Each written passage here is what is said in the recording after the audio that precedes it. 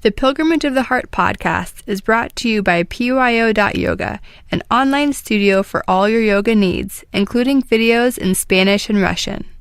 This podcast is also brought to you by Pilgrimage of the Heart Yoga, located in San Diego and serving over 1,000 yogis a week.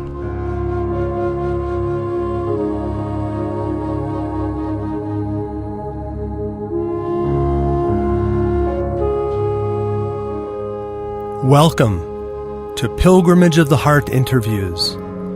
Join us as we explore fascinating people and ideas in the world of yoga. Hi, this is Sujantra with Pilgrimage Yoga Online, and today we're here with our guest, Kat Walker. She lives in La Jolla, California, and we're here to talk about the yogic journey. Welcome, Kat. Thank you so much. So it's such an honor to be here with you.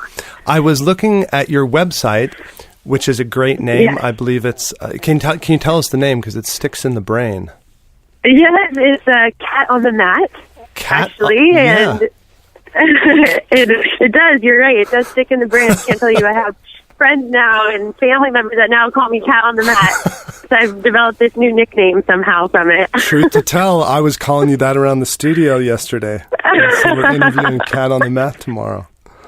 So that's so funny. It happened. Yeah, on your website, I was reading your biography, and you mentioned in there about being a soccer player, playing 1 year overseas, and then blowing out your knee, and that causing a major identity crisis. And I was wondering if you could describe what that feels like to lose your identity like that. Yeah, absolutely. So I was a collegiate soccer player, actually here in San Diego, and then played professionally abroad. And like you said, I had 3 knee surgeries before the age of 25. And it really, it was the third one. I was playing in Finland, and it was the third surgery that really was actually more minor than the other 2 that ultimately was my demise and what caused me to have to hang them up, as they say. So, and up at that point, I was still young. I was only just about to turn 25. And for the past, 20 years, literally, I had committed myself to soccer and, getting myself to college and going pro and everything that goes into that. And that really was, my identity was Kat who played soccer. And getting that taken from you or having to give up a little bit earlier than you were expecting to really spun me out on, okay, who am I?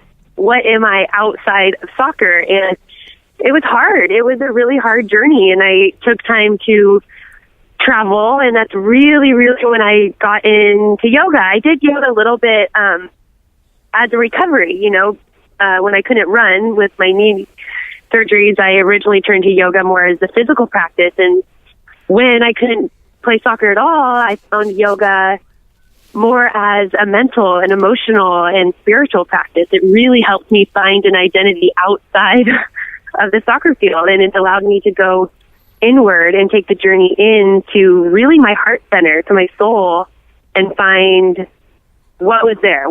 Who am I outside of my cleats? And it really was a hard process that I think a ton of young athletes go through, or everyone, at some point goes through this kind of life moment when you need to figure out what's next.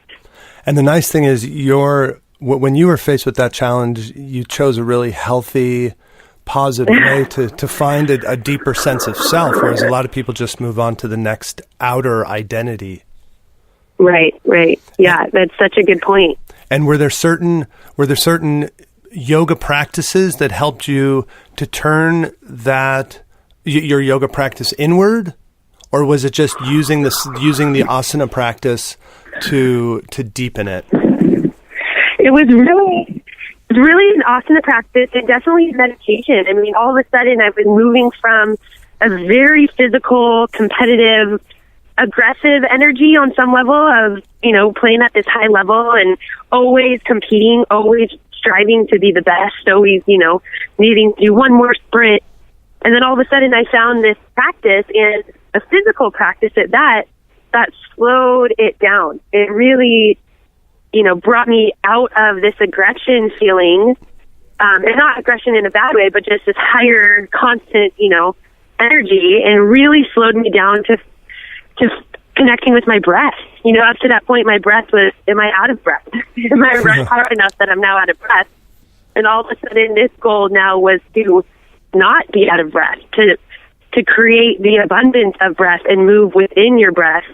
And that was just a whole new space for me to be living in, to be operating in, and really, I think, was transformative in the long run.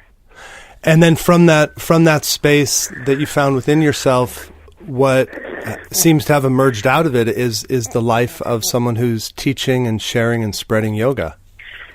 Oh, absolutely. It's funny now, friends who have always thought of me, again, I still have, friends and family that have always thought of me as like, oh, Kat, the athlete, the soccer player, and they see me now, and sometimes, they can't help but kind of giggle, like, what? You're a yoga teacher? It's like, that's so mellow. You're so mellow now. And it's just really, it really has taken on a life of its own, and that yoga ultimately will give the practitioner whatever it is they're looking for, and obviously some peace and some calmness is what I was looking for. We have a teacher training going right now. We have 22 students in the class. 9 of them, surprisingly, the highest percentage ever, are men. And a lot. Oh, wow. That's awesome. Yeah, it's really nice. And a lot of people come into our program desiring to shift gears and to become a yoga teacher. And so you've been able to make a lifestyle out of teaching yoga. What does your teaching week look like? My teaching week looks like, actually, I'm doing less and less teaching in the studio and doing more private, more corporate. It seems to be an avenue that needs more yoga. It's been incredible to see the rise of yoga and how trendy yoga is, which is wonderful. I think more people on the mat, the better, no matter what their practice looks like. But I think a space that still, in a lot of ways, need yoga maybe more than others is the corporate space. So teaching, at corporate offices and individuals who are maybe seeking meditation or mindfulness, that's another kind of trigger word right now. Finding mindfulness within the corporate sphere is kind of part of the direction that I've been moving. So going into and teaching business people and people in a stressful environment to use yoga to be much more productive and stress-free and just to perform at a higher level. Yep. Now, so we saw, of course, your Instagram. You have 1,100 followers, which is a huge number of people out there who are connecting with you through that platform. And I'm wondering how you view Instagram and how you use it as a yogi how you use it. Yeah. Sorry, I think I interrupted you. No, I was done. Okay. Well, really, as you said, Instagram is by far my favorite platform of the social sphere, and there's a lot of different ways to approach it. Mine, I really try to approach it from a place of honesty. There's a ton of Instagram yogis, or Instagram anyone really, who are almost celebrities by way of Instagram, and they're beautiful, beautiful asanas. And I try to come from a place that's truly authentic to me. Not anyone else is not authentic, but I don't know, sometimes I feel like it isolates people. This place, this social world that's supposed to be bringing people together and creating a community, sometimes can tend to isolate people, and people look at some of these asanas on Instagram thinking, I can't bend like that, or I can't hold that pose, or I'm not strong enough, or whatever. And it starts to kind of create this cycle of fear, or this cycle of exclusiveness. I'm not part of that club. So I approach it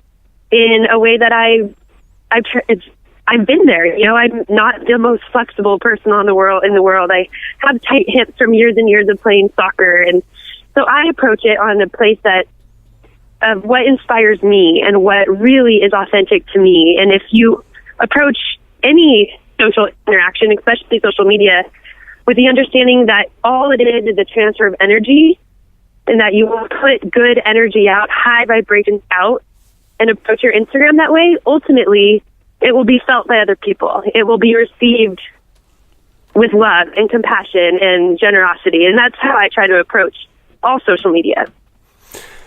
I really like that approach to the social media. A lot of people, traditionally in yoga, you're hundreds of years ago or whatever, you're having to find your guru and be physically with them.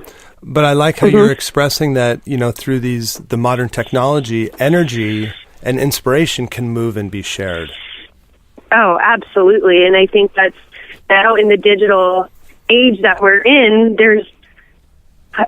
you can consume a lot of pollution, or you can consume a lot of beauty, and I think that's just finding those people, whether it's on Instagram or on, or finding a certain publication you like online, find a source of inspiration for you and find a source that makes you feel good. And that's really what I try to do in my own Instagram, my own social media. I try to make people feel good. My niece, she is in senior year of high school. She took 2 weeks off of social media. She was just getting really frustrated with it, and friends were doing this and that. And I was wondering, in your mindfulness or as a yoga teacher, what advice do you give to people to find the balance with the social media, because it can be so consuming and again become a whole nother form of identity? Oh, absolutely. And I've had to go through this myself. That same fear and feeling of exclusivity that I was talking about before. I felt that looking at some of these Instagram yogis who have the most insane asana practice and can bend like pretzels and hold crazy arm balances. And I've watched that like, I'm a poser. I can't do this. I'm not a good teacher because I can't do these poses, and it really takes some self-awareness, and it really takes the dedication to yoga as a whole, not just yoga as asana, yoga as a whole of, really going inward, taking a few breaths. When you look at this and you start feeling these emotions of fear or anxiety, like take a breath, really drop into your heart center and find what is it that's making you feel that way.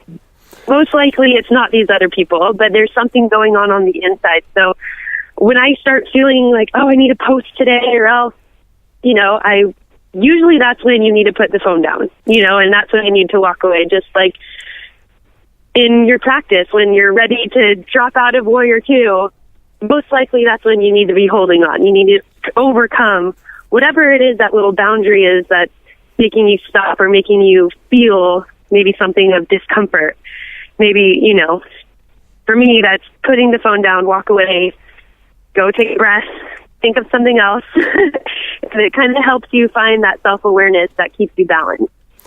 And a couple times in our conversation, you've mentioned the heart center, and my own teacher, who I studied with for many, many years, he always directed us students to open our spiritual hearts. And for you, what have you found as a good way or emotion or technique to connect with your heart? And what is the heart to you?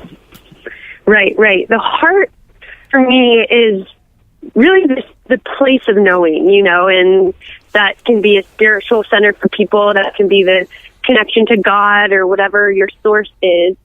And for me, that when you drop into your heart center, that's dropping into the place that knows, and that's, could be your intuition. We all have this natural ability to know what's right or wrong on our own path, and that could be as high level as moving or taking a new job, or as small as I shouldn't park here, I'm going to get a parking ticket. Whatever small or big situation that guides you through your life. And it's this feeling for me of knowing. And oftentimes that knowing is coming from something bigger than me. So for me, the heart center, when I say that, I need to drop into my heart center. It's really letting go of the outer shell of ego, the outer shell of fear, and going into a place that's whole and perfect and all-knowing. And for me, that is, very often a way for me to do that is my breath. Close your eyes. I take a few deep breaths, and it really try to separate yourself from, your inbox or your grocery list or whatever it is that you have on your surface level. And just take a moment, just a few big inhales and exhales, maybe just 3 or 4 or 5, and give yourself a moment to just commit to yourself. Well, that's a great message and teaching, Kat. I hope lots of people take your advice. Me too. Thank you. And on in your own personal life, what does your daily practice look like? What's your daily sadhana, your daily practice? Yeah, I start the morning, try to wake up and start the morning with warm water and warm lemon water usually. It just kind of helps the system get cleared and get moving.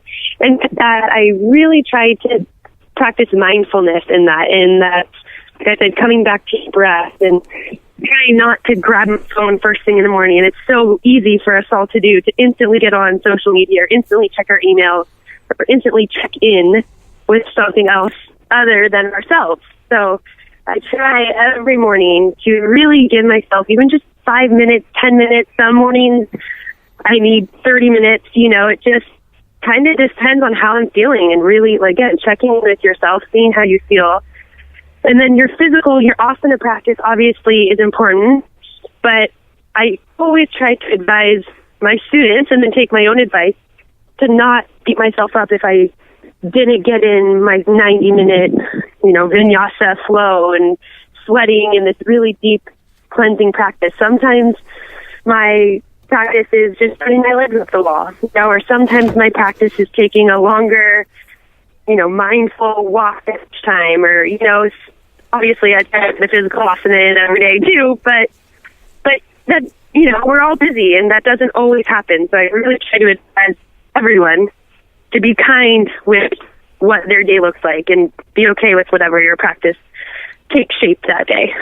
We recently interviewed Sally Kempton, who is quite a well-known author in the world of yoga and mindfulness, and she was saying that each day she does whatever practice it takes or spends the time to get herself to a certain level of consciousness where she feels that peace and that balance, and then from that point she can then flow into the world and all the activities. Absolutely.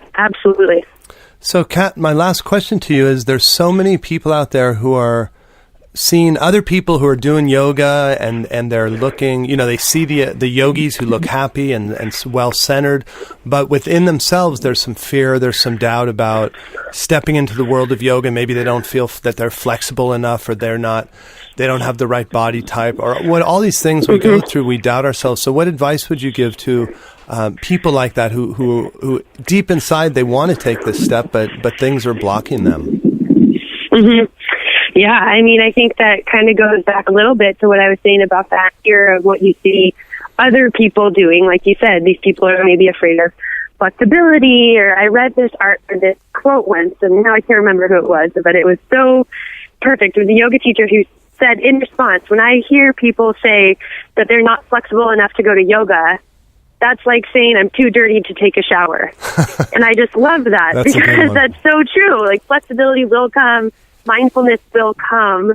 And I guess my advice is be patient and find the compassion that we so willingly give to other people. Find that compassion for yourself. Be okay with where you are on your path, and be okay with where you are on your practice. And know that yoga isn't just about touching your toes, but yoga is really a lifestyle. And to embrace yoga on a whole level, and maybe the asana will come to you later, but be patient. And wow, that's great advice. I think that's really, it's nice to hear a modern, because these are the things you're saying about going within and turning within. You read these in these basic ideas in the Upanishads and the Vedas and the ancient scriptures, and it's so nice to hear it reflected in 21st century yogis. Totally, I'm so with you, because sometimes I think it's definitely harder to be a 21st century yogi, which I don't know. I was maybe not a yogi in my past life all those years back, but we have so many distractions these days, and constant distraction that I think sometimes is hard to turn the brain off and just read it. Now, you mentioned past lives, and at the deep level, one of the teachings of yoga is the idea of reincarnation. How do you what do you feel, or what does your heart tell you about reincarnation? That's a great question. It depends on if my mom's listening or not. Let's say she's kidding. Not. Mom is not listening to this podcast interview. Mom is not listening. Well, I was raised Catholic.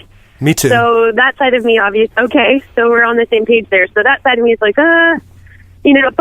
really what I learned, I was a religious studies major in college, and one of the biggest things I learned, I really focused on mysticism, which is ultimately transcending the dogmas and the tenets of major religions, all religions really, and really meeting on a level a little bit higher, of a soul level, a spiritual level, of what is it that keeps us all together and what makes us human in our human experience here. And really, if you're Catholic or Buddhist or, Muslim, whatever, really what it is that there's some kind of afterlife, and maybe it's a one time or multiple time, but I believe, just again, coming back to the energy side, energy is never lost, energy is transferred. So for me, if you believe that this outer shell of our humanness, our physical body, is just the physical body, the soul and our energy and the Holy Spirit, those of us that were raised Catholic, is something that lives on, and I believe in reincarnation, but I haven't always believed that. It's definitely something after years and years of study, years of meditation, years of conversation and extended workshops through yoga, and even through just basic, my normal traditional education, quote unquote. I have now come to the place where I believe that we're all constantly evolving, and our energy is evolving and taking different shape as we grow and evolve. Right, we're evolving, and there's so much we all have to learn to go from the place of just basic ego to nirvana or connection with all of the universe. I think it takes a lot longer than one lifetime of learning. Absolutely. I think ultimately we're all here, all on our own separate paths, and our souls are on their own separate paths, trying to reach this level of unconditional love. That love that transcends our own ego, and really giving it a full. That is a word that maybe we use, but we don't really know. We don't really know unconditional love, and I think that's what we're all trying to attain or trying to get to. Yeah, I read a quote a poem this morning that said, the supreme or the universal energy loves us more than any other human being can, and loves us even more than we love ourselves. So yes, absolutely. That'd be nice to connect fully with that. Wouldn't that to all just be walking around in the place of just blissful love, deep blissful love? That would be, I guess, some people would call that heaven, right? Yeah, exactly. Heaven, a state of consciousness. So, yep. So Kat, for our listeners out there, why don't you, can you tell us the website and your Instagram and any other social media they can connect with you on? Yeah, absolutely. So this is perfect timing. I'm actually launching a new website. So not that Kat and Matt isn't a dear place in all of our hearts. We do love it. But the new website is going to be launching. Actually, my goal is about 2 weeks. It's called Word Flow Yoga. So I'm also a full-time writer in addition to a teacher. So working on my first novel right now. And this place, wordflowyoga.com, is going to be a place for the creative at heart, which I believe we all have that spark of divinity and a spark of creativity in us. So it's going to be a place for writers and artists and believers and dreamers and yogis. And it's going to be a place of source of inspiration. So that will be underway and move in about 2 weeks. So Word Flow Yoga. And then with that, that is what my Instagram handle is now as well. So it's Word Flow Yoga on Instagram. And what is that? Oh yeah, that is your current Instagram handle, right? Yep. So it was, my old handle was Cat on the Mat, just changed the name. So now it's Word Flow Yoga. Got it. Okay, great. And a reminder to our listeners that our show is available if you want to share it with your friends on our pyo.yoga site, also on iTunes, SoundCloud, and Stitcher. And if you like this podcast today and want to share Kat's wisdom with others, get to share it on your favorite social media platforms. Awesome. Well, thanks very much for joining us, Kat. And I really encourage people out there to connect with Kat and what she's offering. So thank you very much, Thank you Kat. so much. I really appreciate you. All right. Thanks. Nice chatting with you. You too. Bye-bye.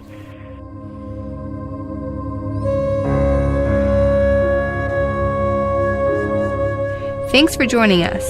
This has been a production of Pilgrimage of the Heart Yoga. Join us at our studios here in San Diego or visit us online at pyo.yoga.